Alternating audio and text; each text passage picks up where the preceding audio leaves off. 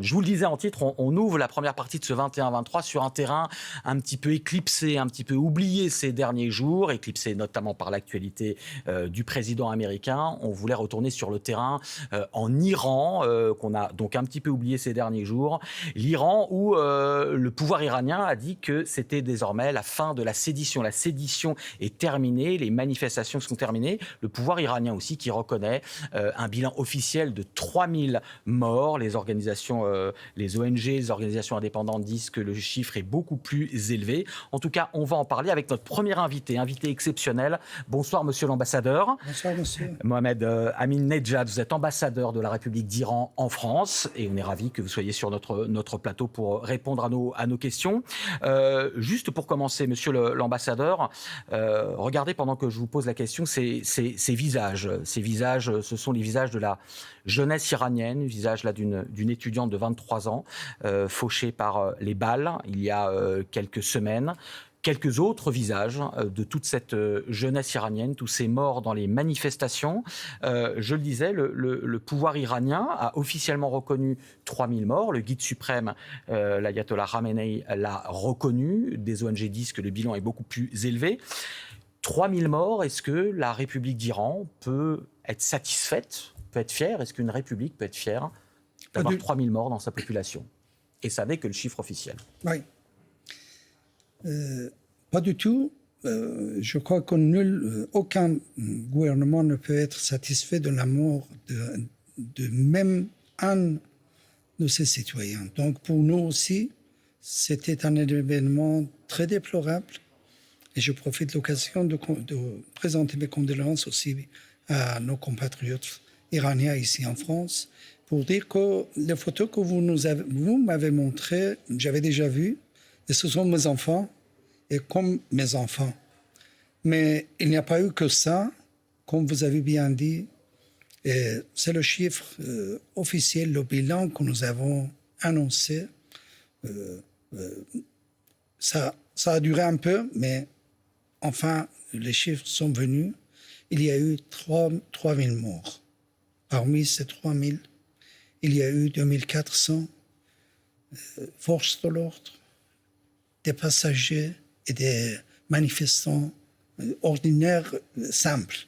Mais il y a eu malheureusement encore des jeunes, nos enfants qui ont été d'une manière émus, manipulés et attaqués et faire reconvertir, si vous voulez, ces manifestations pacifiques à une sorte d'émeute qui a coûté trop cher pour le pays sur le plan d'être humain, mais aussi bien sur le plan de dégâts matériels et de climat qui a vraiment créé un deuil national. Vous dites que les visages qu'on vient de voir, ce sont les enfants d'Iran. Qui a tiré sur ces enfants? Je ne sais pas spécifiquement qui sont-ils.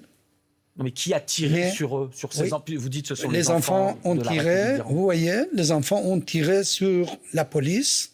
Ils ont tiré sur les gens qui étaient avec eux dans la rue, dans un contexte très très compliqué pour faire augmenter le nombre des morts. Et puis, il y a eu tout à fait normal, dans un bagarre où il y a des centaines de forces de l'ordre tombent, où il y a des attaques contre les commissariats de police. Donc il y a toujours des polices qui... Dans beaucoup de pays dans le monde, en France, on ne donne pas de leçons là-dessus. Il y a beaucoup de manifestations, il y a des tensions sociales, il y a des forces de l'ordre qui encadrent. Il n'y a pas des milliers de morts. Vous avez tout à fait raison. Mais il faut prendre en considération les situations spéciales de chaque pays.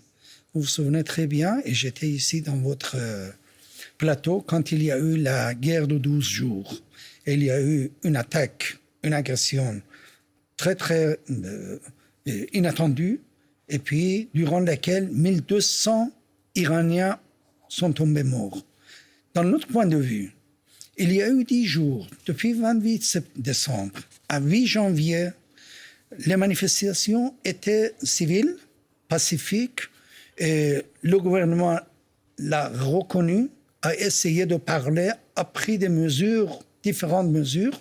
Mais depuis le 28 janvier, il y a eu des appels et ici et là pour encourager quoi, allez, prenez les sites gouvernementaux, prenez, faire la connaissance des gens, de responsables ici et là. Donc, c'est à partir du moment-là, pendant 48 heures, le pays est devenu un champ d'émeutes, de vraies émeutes vraiment. Donc, vous comprendrez bien que l'ordre public et la vie des innocents sont tellement chers que je ne crois pas, même si, bon, comme je vous ai dit, en France... c'est pas comme ça que le pouvoir actuel iranien est arrivé au pouvoir. La République islamique d'Iran, elle est née d'émeutes en 1979. Ce n'était pas l'émeute, c'était une présence... parce que vous ne vous souvenez pas, mais j'étais dans la Révolution.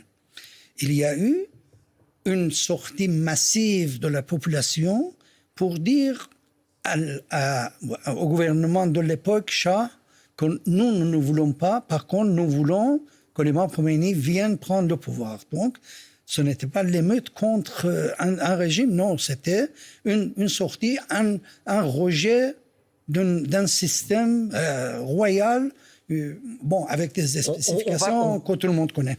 On va continuer à en parler. Juste, on va vous montrer un reportage de notre grand reporter Stéphanie Pérez, qui était sur ce plateau la dernière fois quand vous étiez venu. Elle avait fait la co-interview avec moi. Stéphanie Pérez, elle est en ce moment en Irak, à la frontière avec l'Iran. Et elle a rencontré des jeunes Iraniens qui ont fui l'Iran, qui se sont réfugiés chez des milices kurdes. Écoutez ce qu'ils racontent sur ce qu'ils ont vécu durant ces journées et ces nuits d'émeutes en Iran. Ils ont quitté le pays il y a quelques jours pour rejoindre les rangs d'une milice kurde, prêt à la lutte armée. Armanj, cuisinier, a manifesté.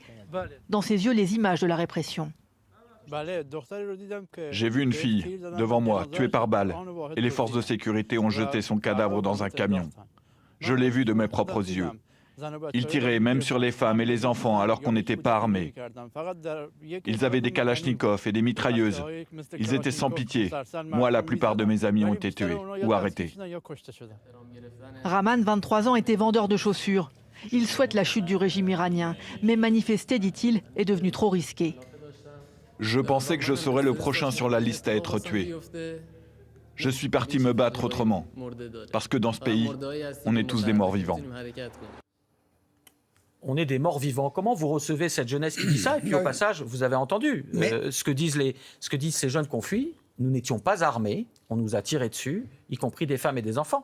Ce n'étaient pas des terroristes, ils n'étaient pas armés. Je dois vraiment vous remercier pour ce rapport, parce que ça montre que les collabos, qui sont nos enfants, maintenant au rang des combattants contre leur patrie, ils viennent de se prononcer et de dire quelque chose qui peut vraiment vous les appelez des collabos. Oui, c'est votre collègue qui disent qu'ils sont en Kurdistan irakien, ils veulent prendre l'arme, ils veulent combattre l'Iran, l'État iranien, le peuple iranien.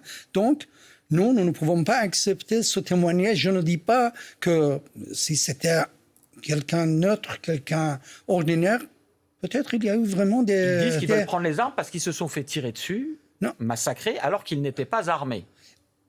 Quand est-ce qu'ils ont pris des armes et de qui ils ont pris des armes et qu'est-ce qu'ils voulaient... Ils sont en Irak. Ils disent que lors des manifestations en Iran, ils n'étaient pas armés. Vous voyez, comme je vous ai dit, dès le 9 janvier, on était sur le 13e jour de la guerre de 12 jours de juin. Donc, c'est la préparation de l'extérieur, comme on dit, comme vous savez, qui sont derrière pour attaquer l'Iran. Et qui sait que ces gens n'étaient pas comme émotiers et étaient le vendeur de chaussures. Donc, pourquoi ils se sont évadés du pays? Vous voyez, monsieur, il faut vraiment avoir une vision assez appuyable et crédible. La personne qui est venue, soudainement, il est devenu quelqu'un, il a pris l'arme de qui, et il s'entraîne avec qui, dans quel plan il joue, et puis il prétend, il dit quelque chose. Je ne dis pas que la chose est fausse, mais je dis, il faut réfléchir, qui est-ce qui est en train de le dire? Vous pouvez confier à lui, mais nous, L'opinion publique, ils se demandent, les gens qui sont maintenant en train de trahir leur pays, qui vont attaquer leur pays. Bon, Ils sont à l'extérieur, ils veulent revenir faire la révolution en Iran. Ils peuvent, ce que l'ayatollah Khomeini, qui était à l'époque en 1979 réfugié à l'étranger, est revenu faire. Non, Imam Khomeini n'a jamais pris l'arme, ni les Iraniens à l'intérieur du pays, contre même l'armée du Shah à l'époque. Donc maintenant vous dites c'est la même chose, bon. Juste un mot sur les relations internationales, un petit peu plus largement. Donald Trump a menacé le pouvoir iranien. Il a dit notamment qu'il viendrait en aide aux manifestants. Et puis, finalement, il dit qu'il n'a pas appuyé sur le bouton parce que l'Iran n'a pas exécuté, n'a pas pendu 830 manifestants qui étaient condamnés à mort. Est-ce que le pouvoir iranien, est-ce que la République d'Iran a effectivement suspendu des exécutions par peur des représailles de Donald Trump et de l'Amérique? Le chiffre et la prétention ne sont pas crédibles pour nous. Nous, comme je vous avais dit, pourquoi exécuter les manifestants? Celui qui n'a pas commis un crime. Parce que l'Iran est un des pays qui exécute le plus au monde. Non, on a la peine de mort en Iran, mais... C'est un des pays qui exécute le plus au monde. Oui, je vous dis, oui, bien sûr. Je n'en ai pas. Mais on fait l'exécution surtout pour les trafiquants de drogue. Si vous aurez les chiffres, si vous aurez les informations, les peines de mort vraiment sont rares dans la justice et dans la loi iranienne. Maintenant, vous parlez de ça, on avait peur ou pas. Non, vraiment, ce n'est pas le cas. Nous ne voulons pas vraiment, même un vaisseau soit tué innocemment et avec... donc, non, la menace est là, il peut être là, mais nous, en ce qui nous concerne, nous ne sommes pas en guerre à n'importe quel pays, à n'importe qui. Mais on est dans la position de défense comme on était l'année dernière, au juin de l'année dernière, comme on avait été dans la guerre imposée de 8 ans. Donc, quelle est justement comment vous définiriez la position de l'Iran aujourd'hui, de la République d'Iran? À l'intérieur, elle est affaiblie. Quand il y a un bilan de 3000 morts minimum, c'est un pays qui est affaibli de l'intérieur. À l'extérieur, l'axe de la résistance, le Hezbollah, il a été très très affaibli. Le Hamas, on connaît la situation. Les Houthis au Yémen, c'est pareil. Est-ce que vous avez encore beaucoup d'alliés dans le monde? La Syrie, voilà, Bachar al-Assad est parti, il a fait ses valises en une nuit. Nicolas Maduro au Venezuela, avec qui la République d'Iran entretenait de très bons rapports, enlevé par les Américains en 3 heures. La Russie est-elle pour vous encore aujourd'hui un allié utile, fiable, ou on a cette expression en français, on dit un allié en carton, c'est-à-dire un allié qui vous dit c'est votre allié, mais je n'ai pas l'impression que la Russie puisse venir au secours de la République islamique d'Iran. On n'a jamais prétendu en Iran que tous les groupes que vous avez dit, ce sont nos alliés, ce sont sous nos ordres, ou ce sont avec nous, ni les pays. Donc, chaque pays agit dans le cadre de ses intérêts. Nous, en ce qui nous concerne, le jugement peut sur n'importe quelle base, mais pour nous, notre peuple, notre nation, grande nation, 90 millions d'habitants, sont toujours derrière leur acquis politique, leur État. Ça, sur l'Iran, mais vous ne vous sentez pas isolé? Non, pourquoi? On était toujours comme ça. Jamais on était... Vous voyez, il y avait la Syrie, si vous il y avait voulez la Russie, le Venezuela, la plus grande monde. Non, ce ne sont pas vraiment les cas qu'on peut avoir comme le témoin. Le témoin, peut-être, vous aurez parlé des sanctions qui ont été imposées après avoir des années de négociations, de conclusions entre nous et les Européens, les Américains. Et puis, M. Trump, soudainement, est sorti et il a imposé des sanctions, la pression maximale qui toujours pèse sur les dos des Iraniens. C'est ce que j'ai. Une dernière question avant de vous montrer un dernier extrait. Il y a toujours un taux d'inflation de 50%. Les manifestations sont parties de là. Hein. Elles ne sont pas parties des étudiants, elles sont parties des commerçants qui d'habitude votent plutôt pour le pouvoir actuel en place. Vous allez faire quoi sur l'inflation? Les Iraniens, on a vu beaucoup de reportages qui arrivent à sortir du pays quand même, tournés par des équipes de France Télévisions. Les Iraniens ont faim. Les Iraniens ont faim, n'arrivent pas à manger. Vous allez faire quoi pour régler ça? Non, ce n'est pas vrai que les Iraniens ont faim et n'arrivent pas à manger, mais ils ont des revendications économiques légitimes. Et l'Iran n'est pas un pays endetté, l'Iran n'est pas un pays sans ressources, l'Iran n'est pas un pays sans réserve, or, devises, tout ça. Mais comme nous avons une situation spéciale, le gouvernement doit ménager à moyen et long terme pour pouvoir vraiment répondre autant que possible les besoins et les demandes de la population. Donc, nous faisons le meilleur à notre capacité de pouvoir vraiment répondre et satisfaire les besoins de la population. J'ai un dernier extrait à vous montrer, c'est assez court. Nos confrères de France 3 Lille ont retrouvé à Lille le neveu de l'ayatollah Khamenei, le neveu du guide suprême, de votre guide suprême. Il est médecin dans la métropole lilloise depuis 25 ans. C'est donc le neveu du guide suprême. Écoutez ce qu'il dit, se rappelle ses souvenirs d'enfance et ce qu'il pense aujourd'hui. Je pense qu'il a cru à tout ce qu'il a dit, à tous ses mensonges, à toutes ses illusions, à toutes ses croyances, et il ne peut plus reculer. Il est endoctriné par lui-même.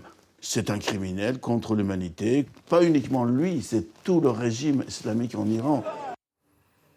Le neveu du guide suprême actuel parle de crime, d'un criminel contre l'humanité. Voyez, ce n'est pas une référence pour nous. Et nous avons une expression en Iran que le fils de Noah était avec les mauvaises personnes et donc il a perdu ses ancêtres. Vous voyez, ce n'est pas une référence, c'est une personne, comme vous dites, en Occident. À chacun sa vision.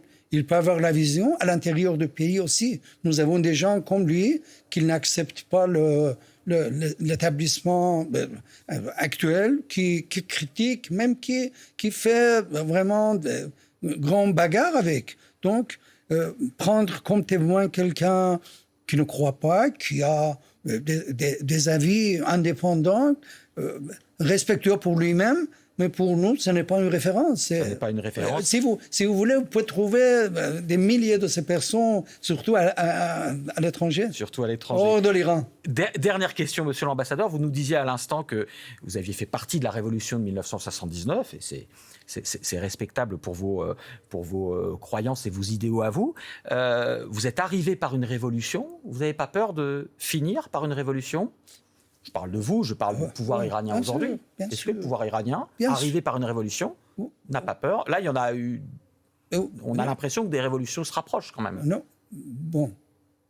Notre révolution était vraiment une révolution pacifique, la plus pacifique des révolutions au XXe siècle. D'abord, c'est ça. La deuxième, que le peuple choisisse et puis que nous obéissons. Donc, à partir du moment le peuple, nos enfants, nos frères, nos sœurs, veulent vivre dans ce système politique. Mais il est toujours libre de choisir son système politique, le peuple. Bien sûr que... il se fait tirer dessus quand il manifeste. Vous voyez, les manifestations montrent qu'ils peuvent se prononcer. Maintenant, il y a des milliers de morts. Dans 2 jours, il y a un complot. Il y a une pénétration, il y a vraiment un hijack des marches pacifiques, détournées de la situation. Donc voilà, c'est ça. Sinon, pourquoi après 2 jours, les gens se sont retirés et sont allés chez eux? Parce qu'ils avaient compris que non, ce n'est pas protester et demander des revendications légitimes, économiques et pour le bien-être. Par contre, c'est un complot pour faire diviser, imploser, pour... oui, les gens qui...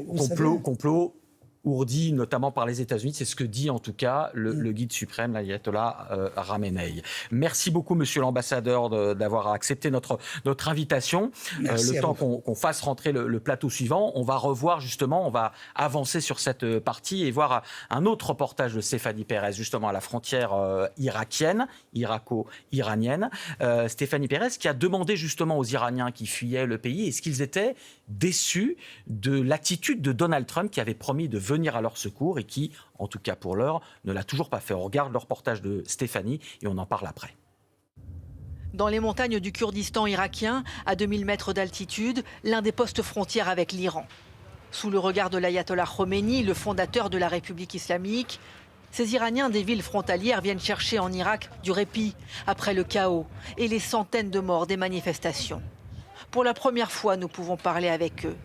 Ce couple, dont nous protégeons l'identité, nous dit sa désillusion, alors que le régime a tremblé, mais tient toujours debout. Le seul espoir du peuple, c'était que les Américains interviennent. Maintenant que Trump a reculé, beaucoup de gens sont désespérés. C'est dur. Moi, je ne suis pas sorti manifester. J'ai déjà été arrêté une fois. J'ai trop peur de retourner en prison. Dans un Iran traditionnellement nationaliste, cet appel aux États-Unis est une première et loin d'être un cas isolé. Des confessions difficiles à obtenir auprès d'Iraniens qui vivent traqués. Il y a des caméras sur le mur là. Ils peuvent me localiser et venir me chercher, il faut qu'on bouge.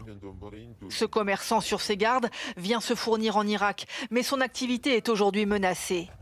Je vendais mes produits sur Internet et maintenant que le réseau est coupé, je dois me débrouiller. On ne peut plus se connecter avec notre pays. Ça aurait été mieux si Trump avait attaqué. Et cet autre commerçant a appris aujourd'hui, comme les autres Iraniens, que le réseau Internet serait certainement coupé jusqu'à fin mars. On est comme une nouvelle Corée du Nord, la Corée du Nord numéro 2. Ce qui nous frappe à ce poste frontière, c'est la terreur de ces Iraniens qui ont accepté de nous parler. Terreur face au climat de répression et à la menace accrue de représailles. Voilà, Stéphanie Pérez, notre envoyée spéciale à la frontière entre l'Irak et l'Iran, notamment dans les zones kurdes.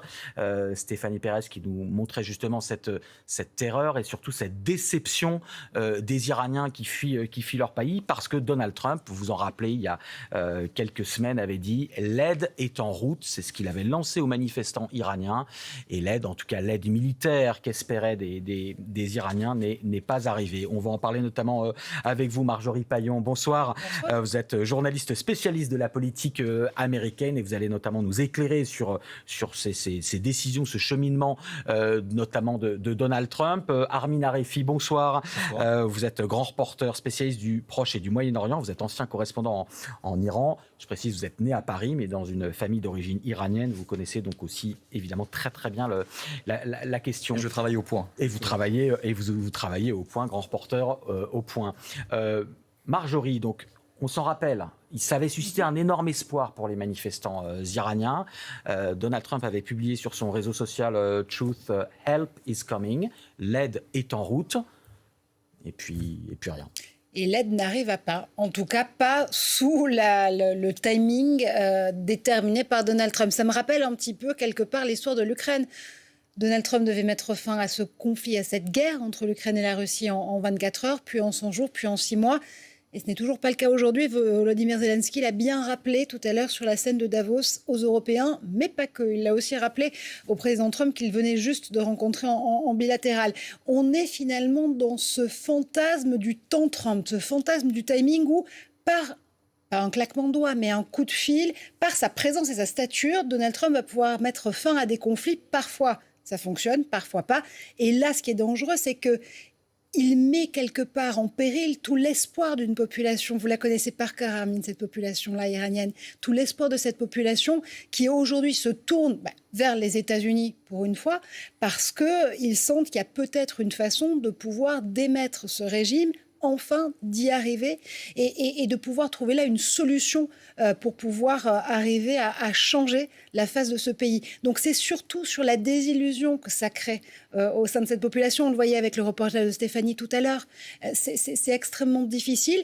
Et puis, en même temps, on peut se dire que fort des 48 heures qu'il vient de passer à Davos, Donald Trump, 3 jours, si on prend en compte la première journée, notamment avec le discours d'Emmanuel Macron, qui a été un peu du règlement de compte à Hockey Davos, sans que personne ne se croise vraiment au même moment dans la même pièce, eh bien, on peut se dire qu'il ménage un petit peu sa chèvre et son chou. C'est-à-dire qu'il a peut-être réussi à avoir gain de cause, en tout cas, on le verra tout à l'heure, sur une partie de l'Arctique. Peut-être que pour l'instant, il peut délaisser une partie de l'Iran. Armin Arefi, sur ce que disait le reportage de Stéphanie Pérez et ce que disait Marjorie, c'était compliqué quand même pour les Iraniens qui ont quand même été élevés dans la peur ou la défiance des États-Unis.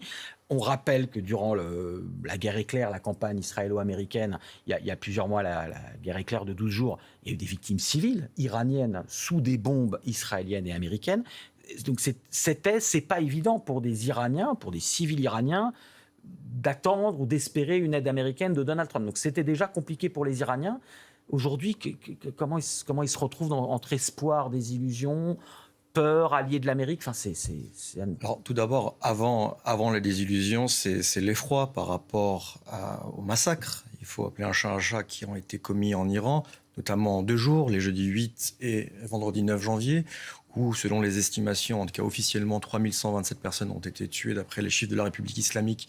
Mais on n'est plus probablement, d'après les ONG, à 3500, mais vraisemblablement jusqu'à 12 000, voire 20 000. Aujourd'hui, la rapporteuse spéciale de l'ONU pour l'Iran parle d'informations faisant état de 20 000 morts, en ayant des sources médicales à l'intérieur du pays.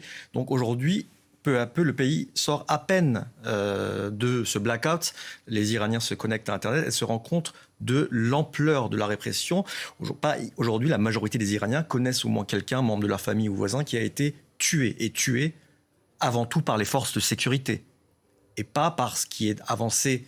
C'est la rhétorique habituelle du régime, un complot américano. C'est ce que disait l'ambassadeur d'Iran. Vous êtes croisé en entrant sur ce plateau, qui était avec nous il y a quelques minutes. Ça, c'est évidemment la rhétorique du pouvoir du régime iranien, de dire c'est la faute notamment de l'Amérique. Ces jeunes-là ont été manipulés. Alors, il faut dire quand même que les États-Unis et Israël ont publiquement soutenu les manifestants. Par exemple, en 2009, lorsque Barack Obama était aux commandes, ce n'était pas le cas, car il ne voulait pas justement mettre les manifestants en porte-à-faux. Cette fois, ce n'a pas été le cas. Et par ailleurs, on a des comptes Twitter liés au Mossad qui ont affirmé être présents sur le terrain. Et c'est un secret de polichinelle. On sait très bien que le Mossad est extrêmement infiltré en Iran. On l'a vu au moment de la guerre des 12 jours. Mais cela ne veut en rien dire que la rhétorique du régime selon laquelle les morts, les milliers de manifestants tués sont l'œuvre de tireurs embusqués américains, ça c'est la rhétorique habituelle. Maintenant, pour revenir à votre question sur l'état de désillusion des Iraniens. C'est difficile. Par rapport aux États-Unis. Par rapport aux États-Unis. C'est difficile à mesurer parce que, comme vous l'avez dit, lorsque l'Iran a été attaqué par des bombardements israéliens, lors de la guerre des 12 jours, il y a eu un grand nombre de victimes civiles, au moins 700. Et contrairement à ce que demandait Benyamin Netanyahou, pas un Iranien est sorti dans la rue pour manifester. Mais à l'époque, la population était prise justement entre le marteau des bombardements israéliens et l'enclume de la répression des mollahs. Aujourd'hui, la donne est différente. C'est-à-dire qu'on a des manifestations monstres que l'on a vues notamment au début du mois de janvier, fin décembre, début du mois de janvier, au départ contre la vie chère, et qui se sont très très très rapidement, contrairement à ce que dit monsieur l'ambassadeur, changé en manifestation politique. Et c'est là que, prenant peur, le guide suprême, dès le 3 janvier 2026, annonce qu'il faut, certes, comprendre les revendications des commerçants du bazar qui avaient fait grève, mais surtout mater dans le sang, ce qu'il dit en persan, c'est ramasser les fauteurs de troubles. Donc d'ores et déjà, à ce moment-là, on sait que la réponse va être sanglante. Et donc on a à ce moment-là une partie des manifestants, en tout cas que j'ai pu avoir à l'époque au téléphone, qui disent qu'ils sont esseulés, ils sont seuls au monde, ils n'ont pas d'armes.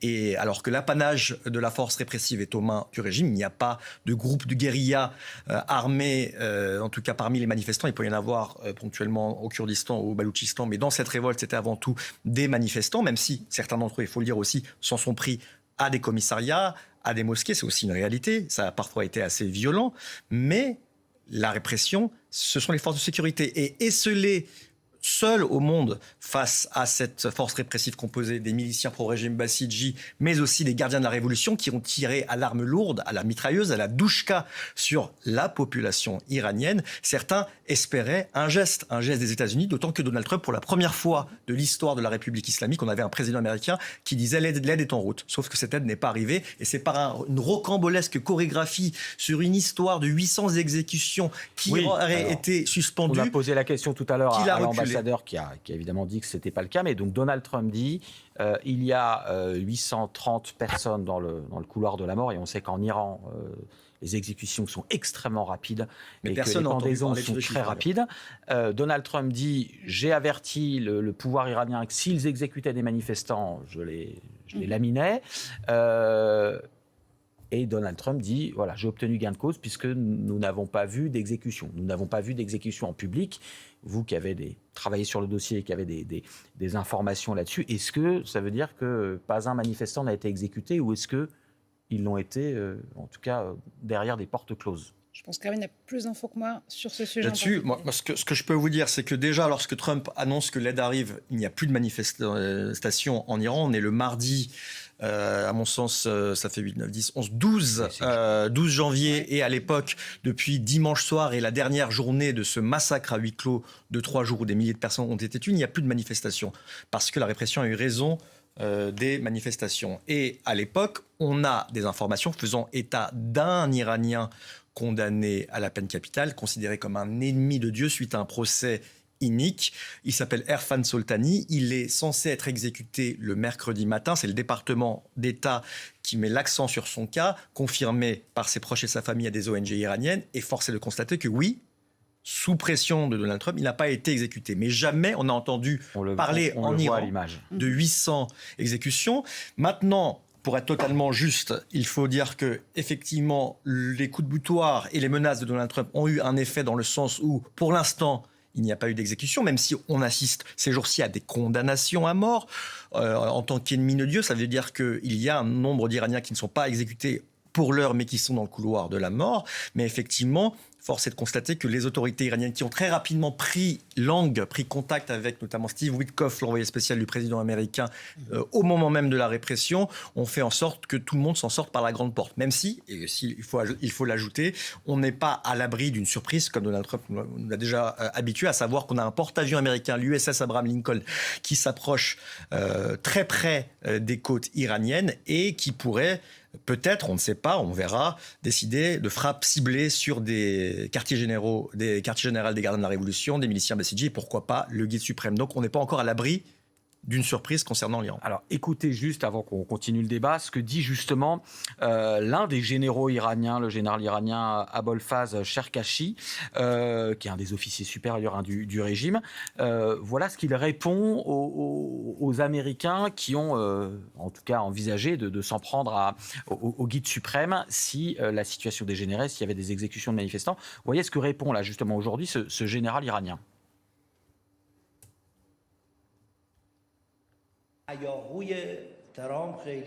Nous ne prêtons aucune attention aux fanfaronnades de Donald Trump. Il sait que si quelqu'un lève la main pour s'en prendre à notre dirigeant, non seulement nous la couperons avec fermeté et courage. Et il ne s'agit pas de vaines paroles, mais nous réduirons leur monde en cendres, nous les priverons de toute sécurité et ne leur laisserons aucun refuge.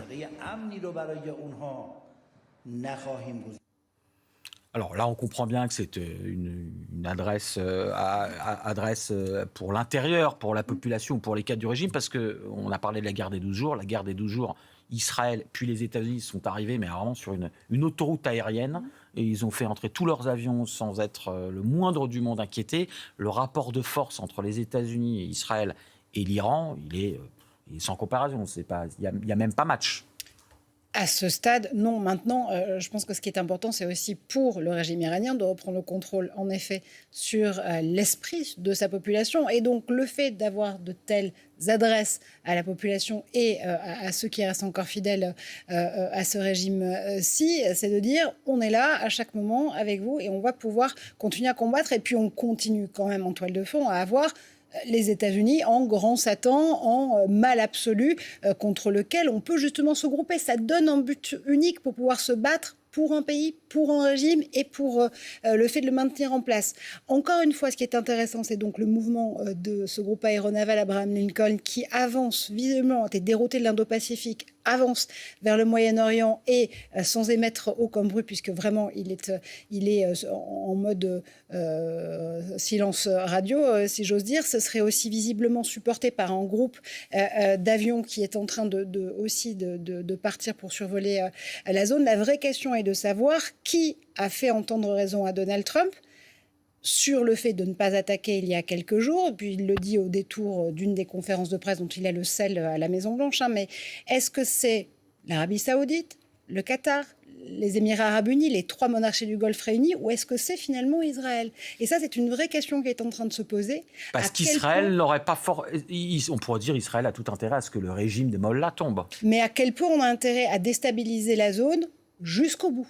Alors, effectivement, le ciel iranien était une autoroute en juin dernier pour Israël, pour l'aviation israélienne, qui avait neutralisé la totalité des défenses antiaériennes iraniennes, ce qui lui a permis justement de frapper le programme nucléaire, puis ensuite les États-Unis, mais également amoindrir son programme balistique. Maintenant, il ne faut pas oublier que environ 15% des missiles balistiques iraniens, la principale arme de l'Iran, ont quand même percé le dôme de fer israélien, notamment à la fin du conflit, et ont infligé des dégâts dans des villes israéliennes, ce qui est sans précédent, et que de fait, aujourd'hui, Israël n'a pas totalement rétabli son stock de missiles antiaériens pour justement alimenter son dôme de fer. C'est d'ailleurs une des raisons pour laquelle, d'après les indications de la presse américaine, Benjamin Netanyahu, le Premier ministre israélien, pourtant farouchement opposé à la République islamique, qui est son grand ennemi, qui a juré sa destruction, a demandé à Donald Trump de ne pas frapper mercredi, il y a une semaine. Ça, c'est des informations, évidemment. Il n'y a pas de confirmation, oui, mais en tout cas, ça fait sens. Il y aura une cohérence là-dessus. Qui sont confirmées, en tout cas, pour le moment.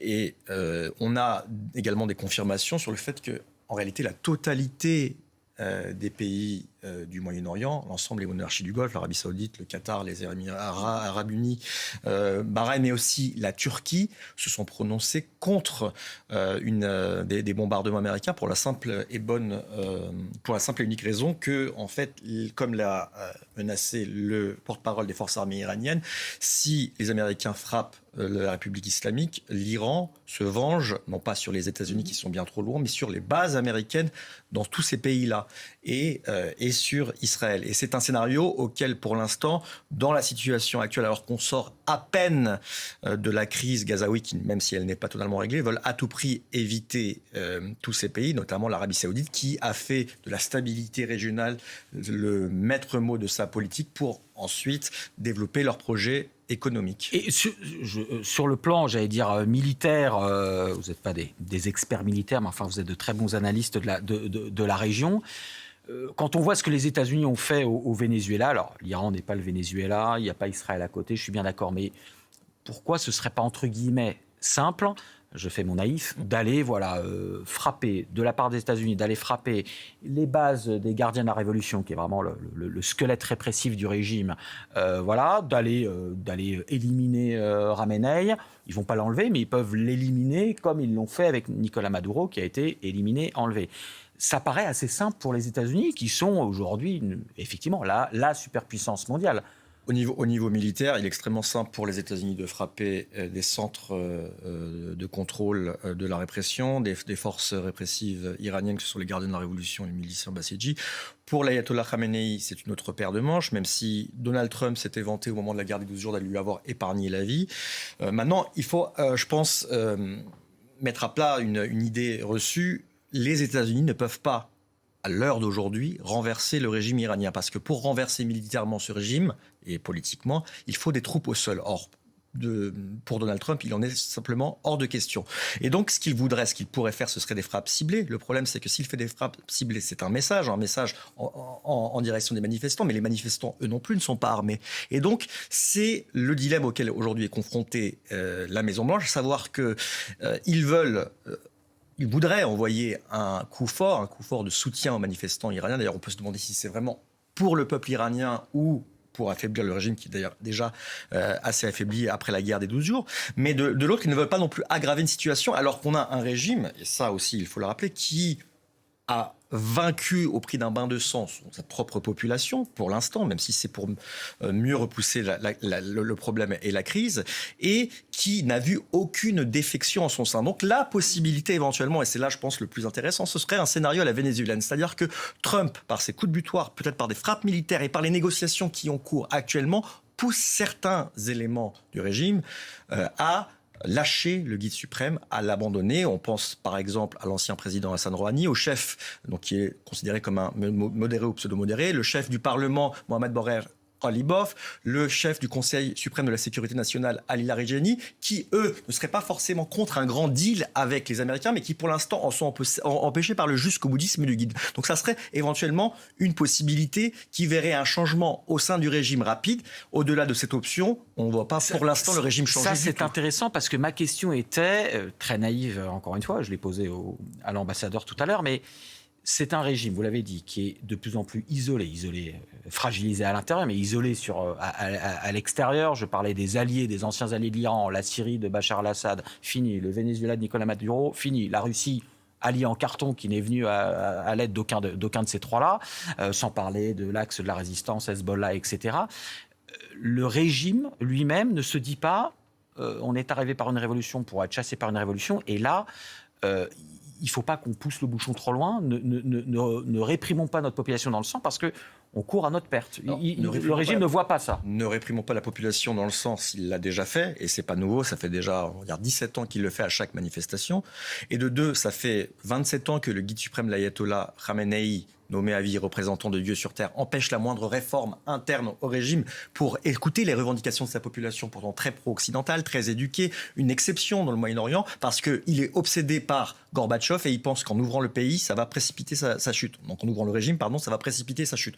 Voilà pourquoi on assiste à une terrible fuite en avant du régime, mais encore une fois, et il l'a prouvé encore une fois avec ses plusieurs milliers de morts, peut-être même plus de 20 000, comme le dit aujourd'hui la rapporteure spéciale de l'ONU sur l'Iran. Il ne fait que repousser un problème. Maintenant, le régime est toujours quand même solide dans ses bottes, si j'ose dire. Et il a des moyens de mettre la région à feu et à sang. Il dispose quand même toujours de grands relais et a quand même dans le viseur de ses missiles balistiques, même si beaucoup seraient interceptés par la défense antiaérienne israélienne, des arguments à faire valoir. Et lui aussi, depuis la fin de la guerre, il s'est dépêché pour remplir ses stocks, avec notamment l'aide de son principal allié économique et militaire, la Chine. Alors, juste pour ouvrir un petit peu dans les dernières minutes qui nous restent, Marjorie et Armin, on a parlé de Donald Trump, là, on sait qu'il est très proactif aussi sur le Moyen-Orient, qu'il veut l'être. Donc, aujourd'hui, il a inauguré ce fameux Conseil de la paix à Davos, rejoint par une vingtaine de pays seulement, j'ose dire. Beaucoup de pays ont décliné. Il faut payer $1 milliard pour en faire partie. S'il vous plaît. Alors, Marjorie, c'est officiellement, c'est un Conseil de la paix sur Gaza, mais en fait, c'est quoi? Il veut en faire une espèce l'ONU Trump, en fait. Alors, oui, disons qu'au multilatéralisme, dans ces cas-là, Donald Trump préfère plutôt les multinationales de la paix. Et c'est encore mieux quand c'est lui qui décide de qui entre dans le club, si vous voulez aller jusqu'au bout de la métaphore. Mais c'est un peu ça, en réalité, qui a été présenté ce matin. Il y tenait vraiment à cette présentation à Davos. D'ailleurs, vous voyez qu'il était littéralement chez lui, puisque c'est Caroline Leavitt, la porte-parole de la Maison-Blanche, qui ouvre la séquence comme si on était à Washington, pour pouvoir distribuer la parole au président Trump, puis à Marco Rubio et à Jared Kushner, puisqu'on rappelle en effet que ce Board of Peace, ce Conseil de la paix, façon vraiment entreprise américaine, c'est un COMEX de la paix quelque part, est d'abord fait pour entrer dans le plan de paix en 20 points dans le cessez-le-feu entre Israël et le Hamas, et que justement, il est censé coordonner la reconstruction de Gaza. Vous vous souvenez évidemment des polémiques que le président Trump avait créées au moment de ces velléité de reconstruction à Gaza, en se montrant plus en homme de l'immobilier et grand constructeur que commandant en chef américain. L'idée là, c'est d'avoir encore une fois ce club sur invitation où on va venir participer, sauf qu'en réalité, ça va plus loin que les prérogatives sur Gaza et sur cette supervision-là de reconstruction. L'ONU, quelque part, s'est tiré une balle dans le pied tout seul, mais sans forcément le savoir, puisque lorsque le président Trump présente cet accord et ce cessez-le-feu à Sharm el-Sheikh en Égypte et que l'ONU l'adoube, il ratifie en même temps l'existence de ce Conseil de la paix. Bon, l'ONU ne savait peut-être pas que c'était fait pour le remplacer en l'occurrence. Mais il va y avoir quelques hiatus. Sur l'international, oui, parce que du côté des Européens, et vous l'avez vu encore une fois pendant ces 3 jours de sommet à Davos, on a acté la rupture de façon franche et définitive, enfin définitive peut-être pas, mais en tout cas franche et officielle, entre une vision de l'Europe, une vision de ses alliés et les États-Unis. C'est le monde -1. Sauf que cette fois-ci, la façon dont ce bureau de la paix, encore une fois, va s'organiser et va organiser les velléités de Donald Trump de pouvoir distribuer les bons et les mauvais points sur la scène internationale, c'est aussi quelque part une façon de dire il y a un droit de préemption finalement désormais, et c'est la marque Trump qui va le faire sur les vicissitudes du monde. Juste, Armi, vraiment le mot de la fin, parce qu'on est à la fin de cette page, mais ce Conseil de la paix, l'Arabie Saoudite y va, elle a payé $1 milliard.